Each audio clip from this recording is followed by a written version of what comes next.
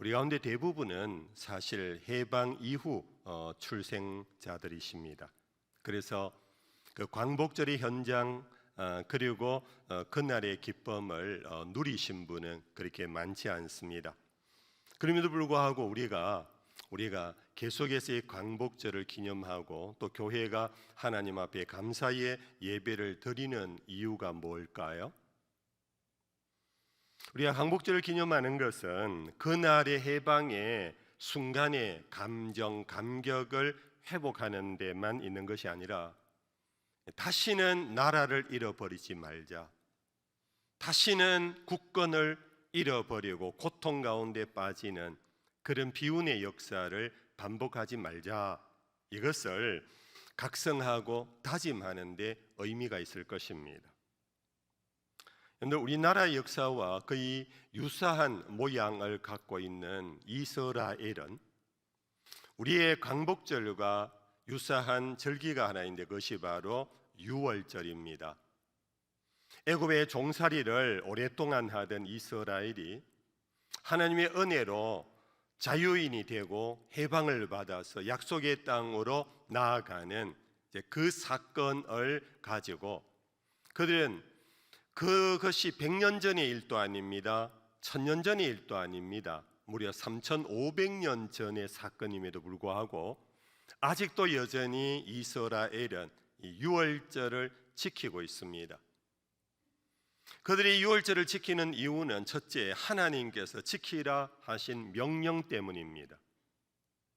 그들의 하나님이 지키라 한 명령을 성경에 새겨두고 지키는 이유는 유월절은 단순히 정치적 사건이 아니라는 것입니다. 단순히 군사적인 사건 또한 아니고 이것은 하나님께서 행하신 이스라엘에 행하신 하나님의 사건이다.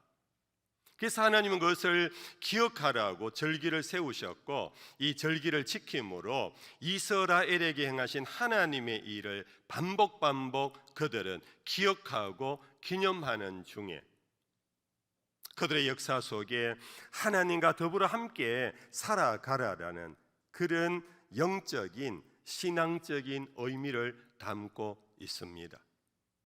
지금 오늘 청년들을 비롯한 오늘 우리 시대는 너무나 매우 개인화되어 버렸습니다. 민족이란 공동체에 꿈이 없습니다. 우리들의 언어 속에 우리들의 대화의 대화거리가 오로지 부동산에 관한 정보입니다.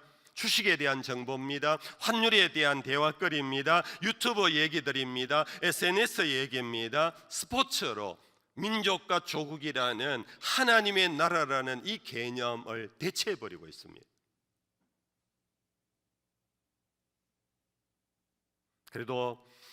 그래도 우리는 이 광복절을 맞이하면서 다시 한번 기억할 것은 하나님이 이 나라를 세우셨다. 하나님이 이 나라에 복을 주셨다. 하나님이 이 나라를 자유케 하신 이유가 뭔가를 아직도 이것을 다시 한번 되새김질 하려고 하는 교회와 성도가 있다라는 것이 희망입니다.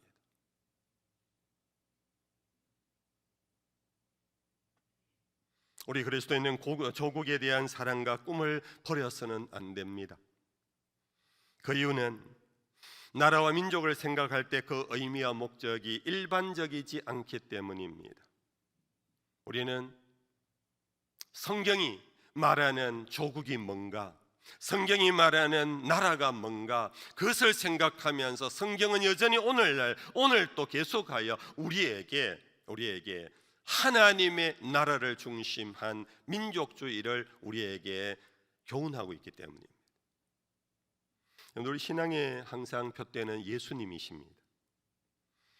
바로 이러한 화제를 갖고 예수님은 이스라엘에 대한 어떤 생각을 갖고 계셨을까를 한번 생각해 봅니다.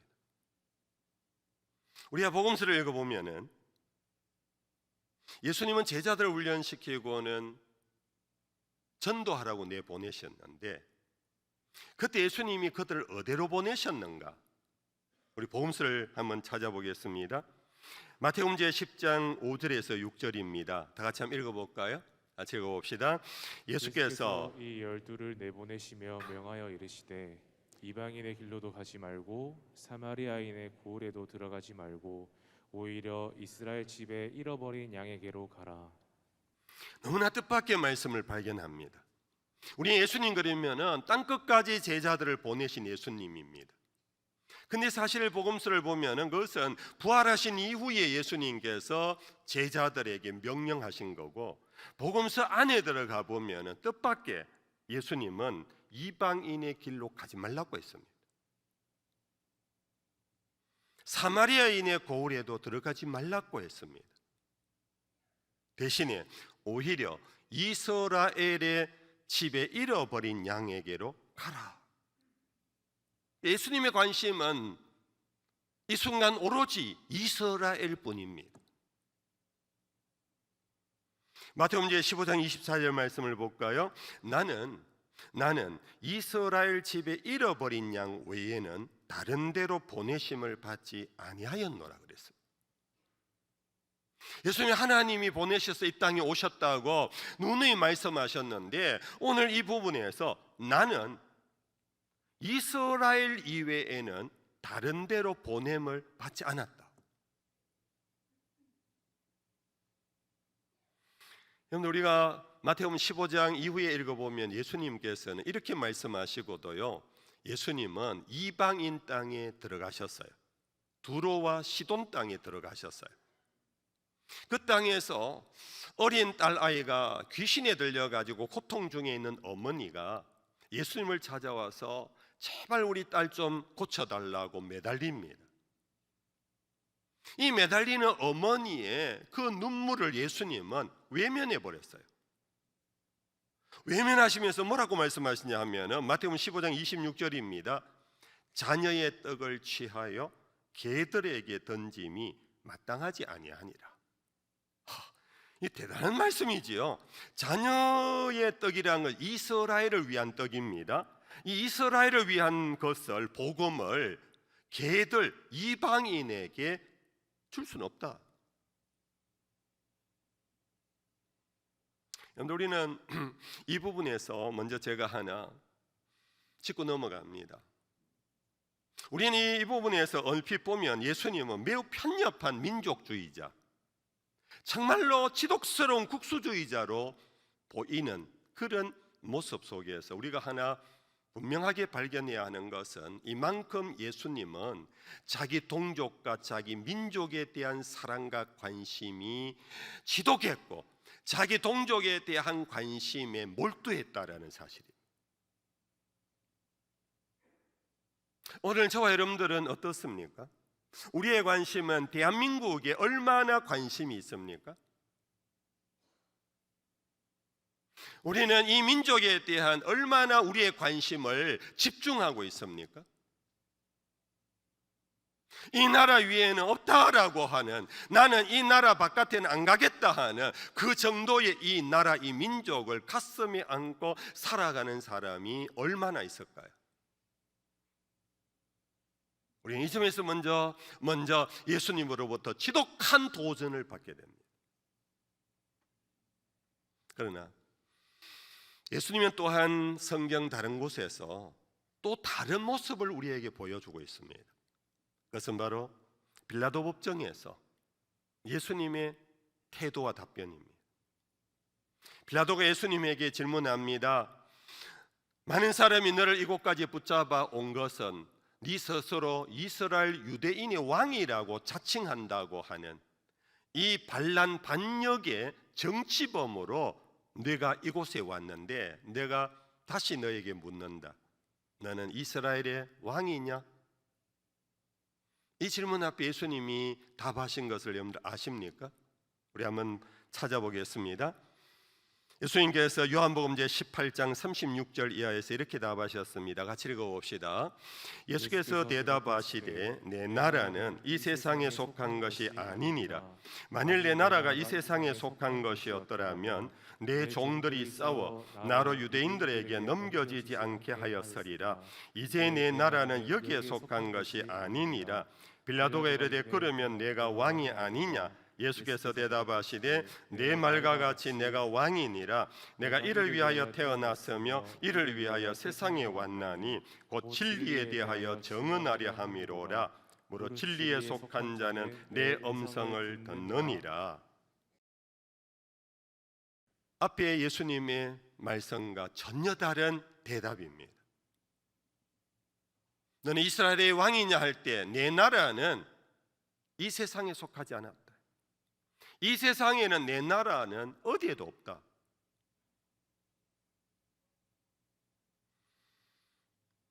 여러분들 이스라엘에게만 가라 그러고 이스라엘에게 준 떡을 개에게 줄 수 없다라고까지 하는 굉장히 편협된 민족주의자 같은 예수님께서 완전히 다른 말씀을 합니다. 이 세상에는 내 나라가 없다. 내 나라는 이 세상에 속하지 아니했다.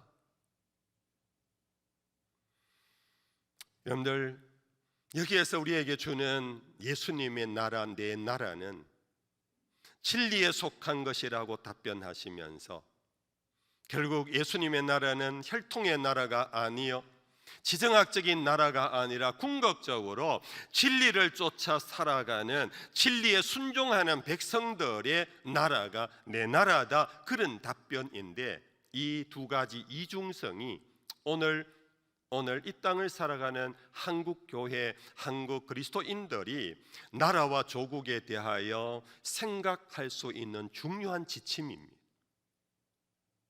우리는 분명히 이 대한민국을 지독하게 사랑해야 합니다. 일본의 유명한 성각자 우치무라 간조가 그의 청년 강의에서 나는 두 제의를 사랑한다. 하나는 첫째는 지저스고 두 번째는 저펜이다. 우치무라 간조는 예수 안에서 지독하게 사랑했던 두 제의, 하나는 지저스고 하나는 저펜이다 했던 것처럼 우리는 그 이상으로 우리는 정말 대한민국을 사랑하는 민족주의적인 애족심이 필요합니다. 그것이 오늘 이 땅에 복음을 통하여 세우신 하나님의 교회 그리고 그리스도인들이 살아가야 할 나라와의 관계에서 반드시 필요한 이데올로기입니다.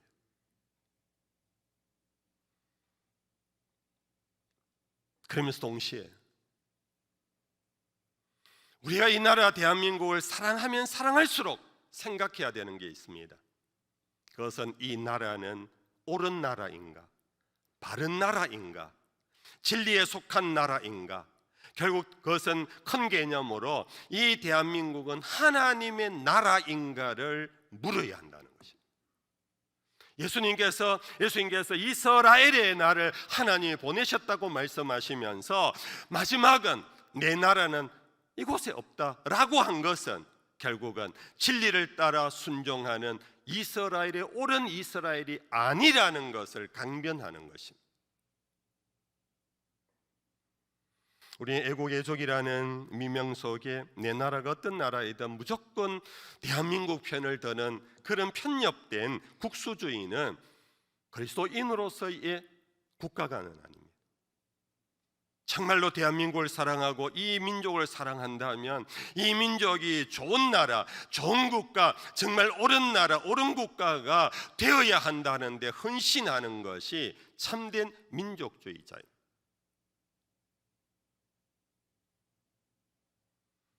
그래서는 오늘 이 본문에서 결국은 좋은 나라 대한민국 그 나라를 사랑하기 위해서 우리나라가 어떤 나라가 되어야 하는가 하는 것이 결국은 하나님의 나라가 되게 해 주시옵소서. 주님, 우리나라가 하나님의 나라가 되게 해 주옵소서. 우리 조국 대한민국이 하나님의 나라가 되게 해 주시옵소서. 여러분들 그렇게 해야 할 이유가 뭔지 아시나요? 그것은 주님 가르치신 기도 속에 우리가 날마다 그 기도를 드리고 있다라는 겁니다. 날마다 우리 이 기도를 드리고 있어요. 아시나요? 하늘에 계신 우리 아버지여, 이름이 거룩히 여김을 받으시오며 하나님의 나라가 임하옵소서. 하나님의 나라가 임하옵소서를 우리는 매일 기도하는 그리스도인들입니다. 우리는 것은 주문이 아닙니다. 우리는 날마다 이 기도를 드립니다. 예배를 마치면서 기도하고 예배 중에서 기도하고 어떤 자리에서 모임에서 그리스도인들은 이 기도를 빠뜨리지 아니하고 드립니다. 하늘에 계신 우리 아버지여, 당신의 이름이 거룩히 여김을 받으시오며 하나님의 나라가 임하게 해 주옵소서. 더 구체적으로 뜻이 하늘에서 이루어진 것과 같이 당신의 뜻이 이 땅, 이 민족, 이 나라 가운데 이루어지게 하옵소서라고 우리는 간절히 기도하는 사람들입니다. 뜻이 이루어진다라는 것이 뭡니까? 통치가 이루어진다는 것입니다. 하나님의 나라가 임하는 것은 하나님의 뜻이 하늘에서만 아니라 내 나라, 내 조국, 대한민국에서 이루어지게 해 주옵소서. 당신의 통치가 이루어지게 해 달라라는 기도인 겁니다.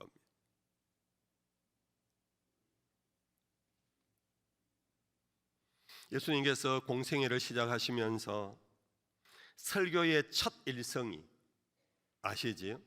회개하라, 천국이 가까웠느니라.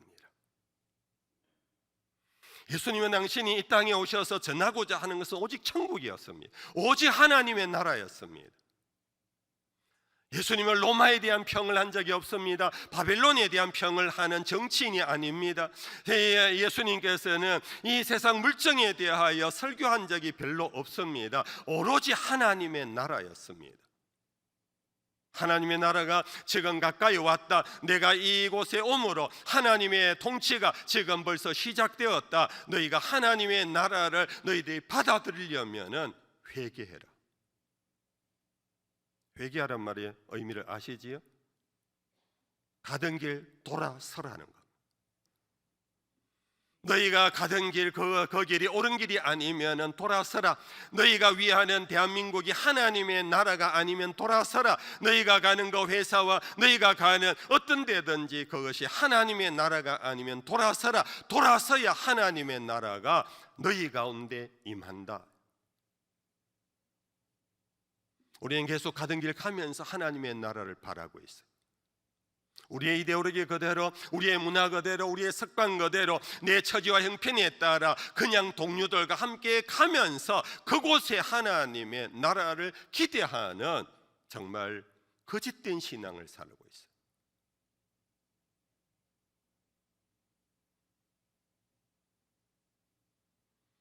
우리가 잘 아는 사도 바울은 로마 한가운데 당시 로마 제국이 한복판에 있는 로마 교회 성도들에게 편지를 보내면서 사랑하는 성도 여러분들이요, 여러분들은 이 시대를 본받으면 안 됩니다. 로마 제국의 한복판에서 여러분들은 많은 것을 가지고 여러분들은 그곳에서 성공했을지 모르지만 여러분들은 로마 제국이 여러분들의 나라가 아닙니다. 이 세대 로마 시대에 이 세대의 문화와 이 세대의 가치관에 빠지면 안 됩니다. 여러분들은 마음을 새롭게 하셔야 합니다. 하나님의 선하시고 온전하신 뜻이 무엇인지 분별하여서 여러분들의 삶을 하나님이 원하는 제물 삼아서 하나님의 나라를 세워 가십시오.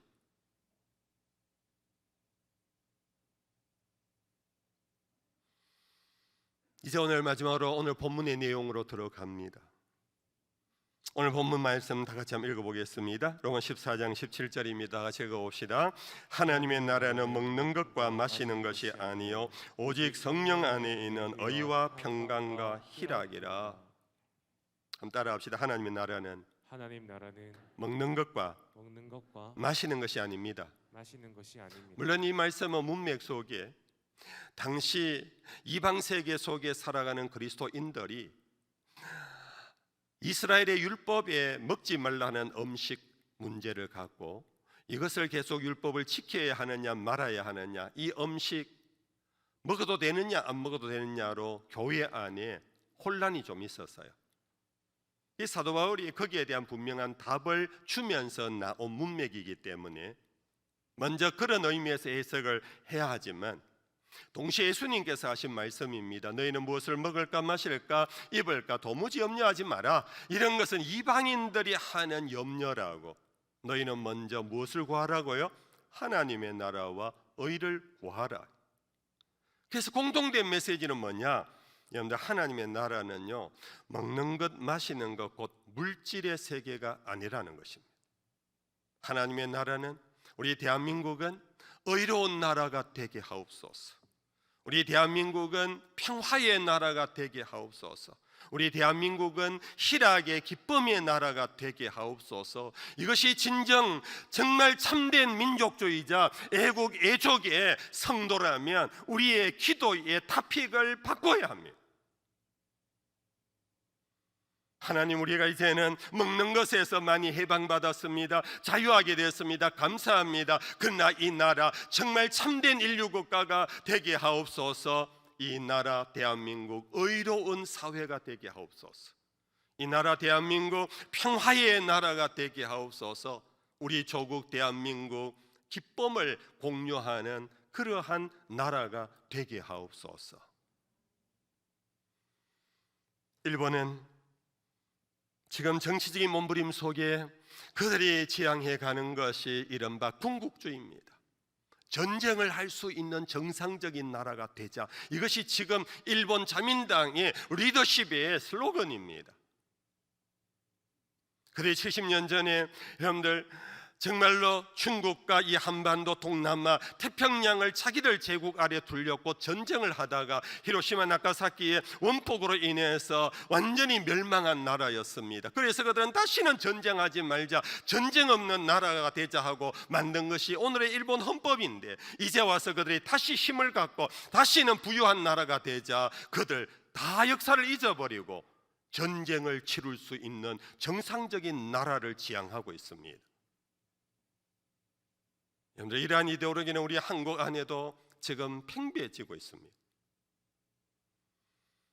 전쟁을 치르면 무조건 이길 것 같은 헛된 자신감은 여러분들 정말로 우리의 후손들에게, 우리 다음 세대 얘기 많이 하지 않습니까? 왜 그렇게 말합니까? 오늘의 이 부유함, 오늘의 이 아름다움을 우리 자손들에게 물려주고자 하는 것 아닙니까? 그런데 전쟁이 나면은 황무지를 우리 후대에게 물려주는 죄악을 범하는 것입니다. 우리는 기도해야 됩니다. 하나님, 이 대한민국에 전쟁이 없게 하옵소서. 전쟁 없는 나라가 되게 하옵소서. 평화의 땅이 되게 하옵소서. 여러분들, 이것이 우리가 나라를 진정 사랑하는 그리스도인이라면 반드시 드려야 할 기도이고, 그 길로 가는 사람들을 응원해 줘야 하는 것이 교회의 이데올로기입니다. 마지막으로 우리 대한민국 희락의 나라가 되어야 합니다. 기쁨이 가득한 나라가 되어야 합니다. 물질은 많은데 우울한 오늘 우리 대한민국, 풍성한 이제 많은 것을 가졌는데 정신과 병원에서 처방전을 받아들고 먹고 겨우 살아가는 사람들이 갈수록 많아지는 이 대한민국, 의과대학에서 지금 지원하는 전공 서열 중에 1, 2, 3위 가운데 하나가 정신과랍니다. 여러분들, 정말 우리 사회, 우리 대한민국이 기쁨이 있는 나라가 되도록 기도하면서, 어떻게 하면 기쁨이 있는 사회, 기쁨이 있는 가정, 기쁨이 넘치는 교회가 될 수 있을까? 이 일에 우리는 고민하고 헌신하셔야 합니다. 기쁨은 작은 일에도 감사하는 운동에서 나올 겁니다. 집사님 덕분에 오늘 행복했어요. 집사님 만나서 오늘 제 마음이 시원해요. 목사님 고맙습니다. 장로님, 권사님, 당신 때문에 오늘 내 삶에 문제가 풀렸어요. 고맙습니다. 이러한 운동, 이러한 관계, 이러한 교회 운동이 이 대한민국을 기쁨의 나라로 만들어 갈 수 있는 걸음들입니다. 교회에서 모였어도 누구를 비방합니다. 누구를 욕합니다. 원망합니다. 불평합니다. 뒷담합니다. 그러면서 우리는 기쁨을 누리려고 합니다.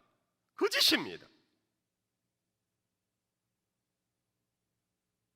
우리는 서로에 대하여 고마움을 표합시다. 당신 때문에 오늘 제가 살맛이 납니다. 오늘 집사님 보면서 제가 은혜를 받았습니다. 여러분들, 이러한 감사 운동이 결국은 기쁨의 사회, 기쁨의 가정, 기쁨의 교회를 만들어가는 중에 하나님의 나라가 대한민국 가운데 임할 수 있는 것입니다. 거꾸로 대한민국이 하나님의 나라가 되어갈 수 있는 것입니다. 이러한 대한민국, 저와 여러분들을 통하여, 우리 한국교회를 통하여 세워질 수 있기를 주 예수의 이름으로 축복합니다.